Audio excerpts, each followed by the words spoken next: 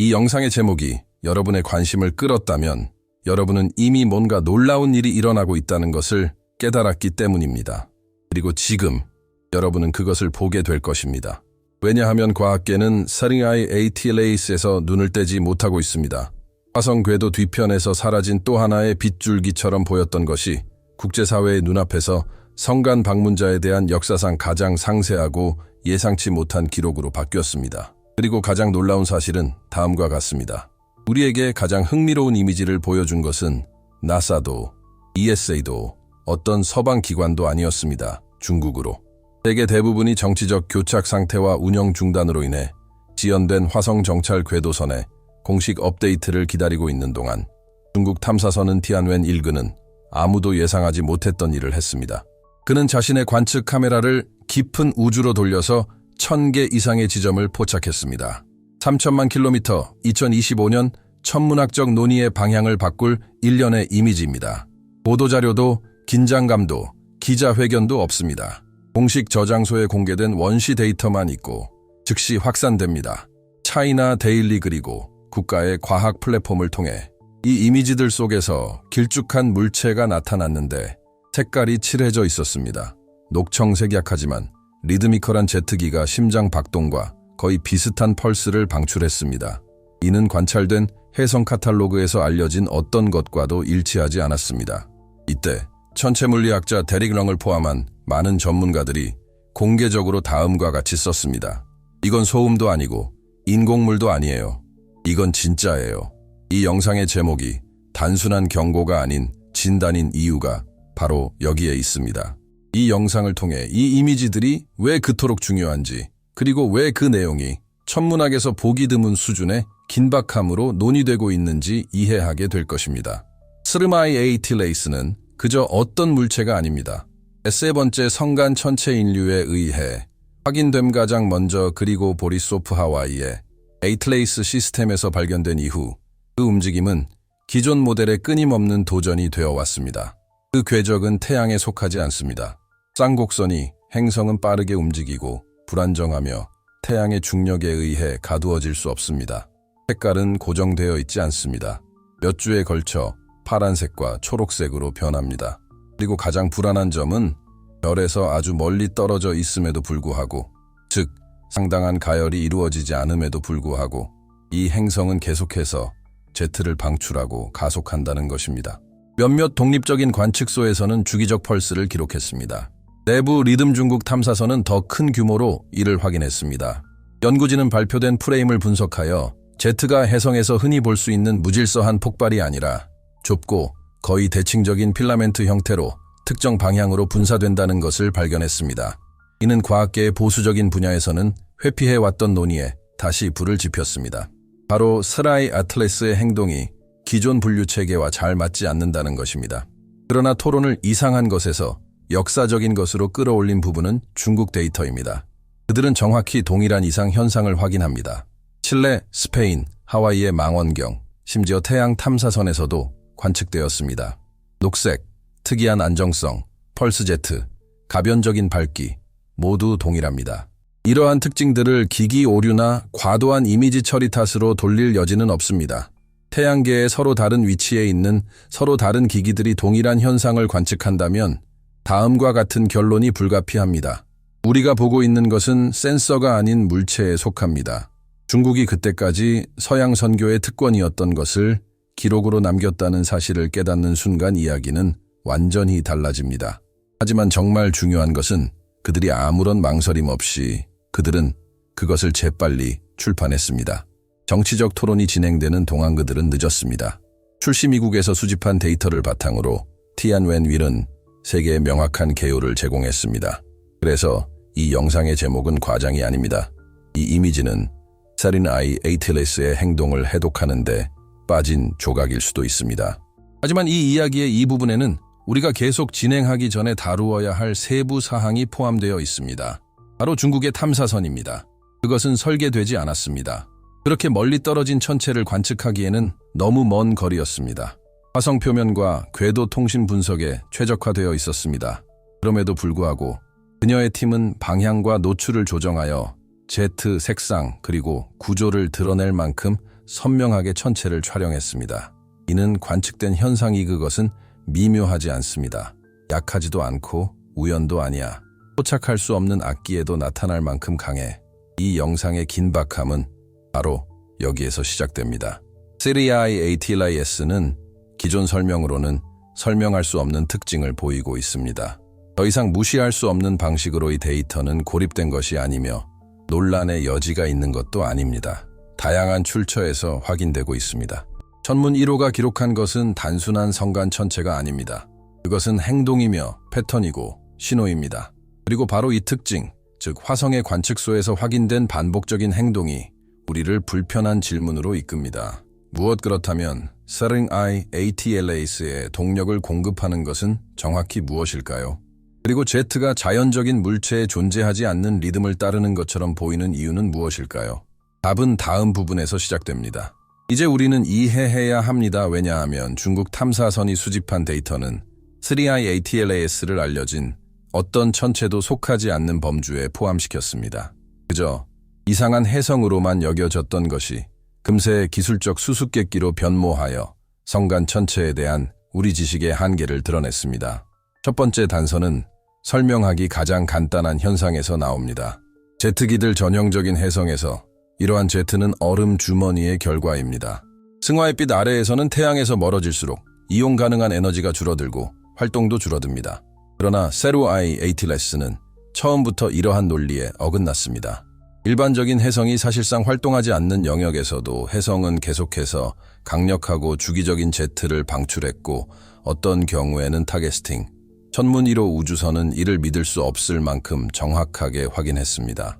중국 과학자들은 18시간 동안 진행된 일련의 측정을 통해 6.1시간마다 최대 발기칠레와 하와이의 망원경에서 관측된 패턴과 일치합니다.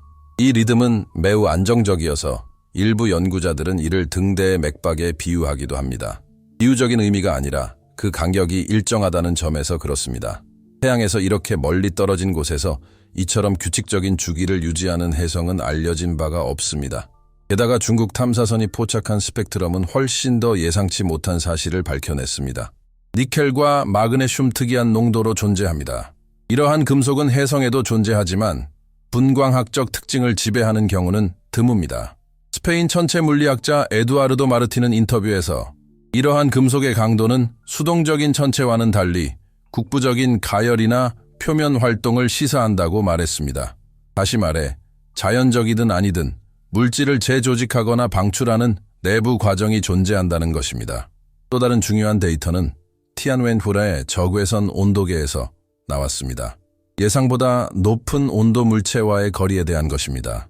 일산화탄소나 메탄과 같이 휘발성이 높은 화합물을 가정하더라도 관찰된 승화 속도를 정당화할 만큼의 에너지는 여전히 부족합니다. 이는 이전에는 불가능하다고 여겨졌던 두 가지 가설을 다시금 떠올리게 합니다.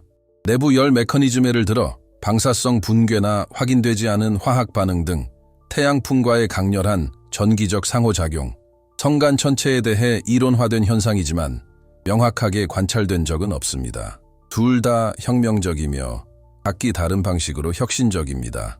내부 가열이 실제로 일어난다면 우리는 다음과 같은 천체를 다루고 있는 셈입니다. 존재하지 않습니다. 현재 모델에 따르면 이는 해성과 소행성의 하이브리드로 수십억 년에 걸쳐 성간 공간에서 형성된 것입니다.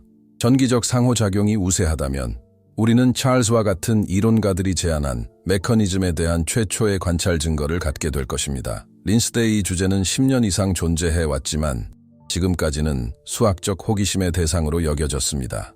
과학계가 이러한 가능성에 맞서 조직을 구축하려 애쓰는 동안 인터넷은 훨씬 더 빠른 속도로 반응합니다. 캐논 1호가 공개한 데이터는 입소문을 타고 퍼져나가며 논쟁, 이론, 밈, 심지어 무인 항공기와의 비교까지 불러일으켰습니다. 이는 중요한 사실을 보여줍니다. 다른 별에서 온 천체가 예측 불가능한 행동을 보일 때 그것은 과학뿐 아니라 그는 인간의 상상력에 도전한다. 많은 사람들이 이렇게 묻습니다. 하지만 이게 나, 지구, 우리의 일상생활과 무슨 상관이 있죠? 답은 간단합니다. 모든 것입니다. 시리아이 ATLAS와 같은 천체들은 우리에게 한계에 직면하게 합니다. 기술적 한계, 지식의 한계, 그리고 관점의 한계 말입니다. 이 천체들은 우리 문명이 아직 우주 탐사의 초기 단계에 있으며 수십억 년 동안 별들 사이를 순환하며 우리가 아직 이해하지 못하는 현상들이 존재한다는 것을 일깨워 줍니다. 여기까지 읽으셨다면 이 주제가 여러분에게 공감된다는 뜻입니다. 그러니 이 기회를 놓치지 말고 채널을 구독하고 좋아요를 눌러주세요. 이처럼 직접적이고 심층적이며 최신 데이터를 기반으로 한 콘텐츠는 더 많은 사람에게 다가가기 위해 이러한 지원에 의존합니다. 중심점으로 돌아가서 중국의 발견은 이미지의 품질뿐만 아니라 얼마나 빨리 공유되었는지 다른 기관들은 여전히 그들은 검토했다. 중국은 보정을 통해 화성 관측 기록을 공개했는데 이는 서양 천문학자들이 관측해온 모든 것을 한 줄 한 줄 확증해 주었습니다. 이로 인해 추측이나 기기 오류의 여지가 크게 줄었습니다. 전문가들을 갈라놓는 갈등이 바로 여기서 발생합니다. 세라이 에이틸레이스가 자연스러운 현상이라면 우리는 해성 물리학 모델을 철저히 개정해야 할 현상을 목격하고 있는 것입니다. 하지만 그렇지 않다면 그것은 인류가 발견한 최초의 성간 기술의 구체적인 증거가 될 수 있습니다. 그리고 아직 한 가지 세부 사항이 빠져 있습니다. 아마도 가장 당혹스러운 부분일 것입니다. 중 하나 텐웬 윌이 감지한 제트 기류는 부분적으로 태양을 향해 있었습니다. 이는 태양 복사열에 의해 예측되는 현상과 완전히 모순됩니다. 이런 일은 일어나서는 안 됩니다. 자연적인 제트 기류는 열을 향해 움직이는 것이 아니라 열에서 멀어져야 합니다. 이 단일 데이터만으로는 아무것도 증명할 수 없습니다. 하지만 이는 과학계가 결코 무시할 수 없는 질문을 제기합니다. 성간 천체가 자신의 활동을 막아야 하는 에너지원을 향해 제트기를 방출하는 이유는 무엇일까? 이 질문은 다음 부분에서 우리가 풀어야 할 열쇠입니다. 그리고 그 답은 별에서 우리에게 도달하는 물체의 움직임을 이해하는 방식을 영원히 바꿔놓을 수도 있습니다. 세라이 에이틸레이스에 대해 이야기할 때 우리는 단순히 태양계를 가로지르는 먼 천체에 대해 이야기하는 것이 아닙니다. 거울에 대해 이야기하는 것입니다. 일종의 시험이죠. 우리의 레퍼토리에 맞지 않는, 어쩌면 유일무이한 무언가를 관찰할 수 있는 드문, 어쩌면 특별한 기회입니다. 과학이 항상 받아들일 준비가 되어 있지 않은 우리의 입장, 즉 우리의 모델이 확정적이지 않다는 것을 인정해야 합니다. 일부에서는 천문일이 무시할 수 없는 움직임을 기록했음을 확인했습니다. 2부에서는 기존의 설명을 뒤흔든 데이터를 분석했습니다. 이제 이 모든 것이 우리에게, 즉 하나의 종으로서, 하나의 문명으로서, 그리고 우리의 기대에 얽매이지 않는 우주의 참여자로서 무엇을 의미하는지 이해하는 것이 남았습니다. 예정된 접근 방식, 25년 12월 19일 이것은 평범한 천문 현상이 아닙니다. 일종의 우주적 검문소입니다. 약 2억 7천만 킬로미터 떨어진 이 거리에서 우리는 현재 전 세계 전문가들을 갈라놓고 있는 가설들을 확인하거나 반박할 수 있는 역사상 최고의 기회를 얻게 될 것입니다. 갈릴러 프로젝트 하버드가 주도하는 이 프로젝트는 이미 새 대륙에 망원경을 배치하여 가속도, 자전, 열 펄스, 파편, 그리고 궤적의 변화를 모니터링했습니다. 그리고 한 가지는 이미 명확해졌습니다. 우리가 이 사건을 무시한다면 우리는 데이터만 잃는 것이 아니라 관점도 잃게 될 것입니다. 핵심은 세라이 에이틸레이스가 자연적인지 인공적인지 여부가 아닙니다. 그것은 그 존재가 우리 자신의 한계에 대해 무엇을 드러내는지 이해하는 것입니다. 수십 년 동안 우리는 모든 성간 물체를 이상현상으로 취급해왔습니다. 카탈로그화 가능한 이제 우리는 기존의 패턴을 깨고 모델에 도전하며 전통적인 천문학의 틀에 맞지 않는 질문을 제기하는 천체에 직면해 있습니다. 그리고 이는 실질적인 결과를 초래합니다. 이 논의를 무시한다는 것은 우리의 우주관이 여전히 불완전하며 그 불완전함에 안주하지 않는다는 것을 받아들이는 것을 의미합니다. 또한 성간 공간의 복잡성을 설명하기에 충분하지 않을 수 있는 도구들을 계속해서 사용하는 것을 의미합니다. 그리고 무엇보다도 과학이 줄 수 있는 가장 큰 선물, 즉 우리의 한계를 확장할 기회를 포기하는 것을 의미합니다. 하지만 그 외에도 불편한 측면도 있습니다. 이러한 정보가 유포되기 시작하면 항상 침묵이 뒤따릅니다. 기관들이 데이터를 걸러내고 평가하고 때로는 공개하기 전에 은폐하는 기간입니다. 이것이 바로 중국 이미지의 영향력을 증폭시킨 것입니다. 아무런 제약 없이, 긴 검토 없이, 정치적 여과 없이 공개되었기 때문입니다. 이는 아직 답이 나오지 않은 질문을 부각시켰습니다. 대중이 접근할 수 없는 기록으로는 무엇이 더 있나요? 유출, 불완전한 이미지, 대변인의 절제된 발언, 이 모든 것은 우리가 다양한 정보 층위 사이에서 긴장감을 느끼고 있음을 시사합니다. 그리고 이러한 긴장감이 과학과 정부의 경계에서 나타날 때 두 번째 질문이 제기됩니다. 평소에는 큰 소리로 묻지 않는 질문입니다. 정확히 무엇이 생략된 걸까? 음모론적인 의미가 아니라 실질적인 의미에서 그렇습니다. 아직 대중의 검증을 받지 않은 데이터는 무엇일까요? 어떤 내부 분석 결과가 공개되지 않았을까요? 태양 탐사선, 괴너지 카메라, 그리고 남방우 적외선, 스캔에서 나온 최초의 측정값은 어느 서랍에 있을까요? 이러한 우려는 정당합니다. 모든 과학적 발견 뒤에는 투명성과 정보 보호 사이에 늘 침묵의 갈등이 존재하기 때문입니다. 그리고 SIRIN-I ATLAS는 세계가 이 두 힘의 경계에 의문을 품기 시작하는 바로 그 시기에 등장했습니다. 바로 여기서 철학적 의미가 생겨납니다. 자연이 이처럼 정밀하게 가속하고 맥동하고 제트를 유도할 수 있는 천체를 만들어낸다면 긴 우주의 시간 강역 동안 물질이 어떻게 작용하는지에 대한 우리의 이해는 상상했던 것보다 훨씬 부족합니다. 그리고 만약 그것이 기술적 기원에 대한 아주 작은 가능성이라도 있다면 이는 우리를 더욱 심오한 생각에 직면하게 만듭니다. 지능이 순전히 생물학적이거나 지역적인 현상이 아닐 수도 있다는 생각. 하지만 마무리하기 전에 지금 우리 앞에 무엇이 있는지 살펴보겠습니다.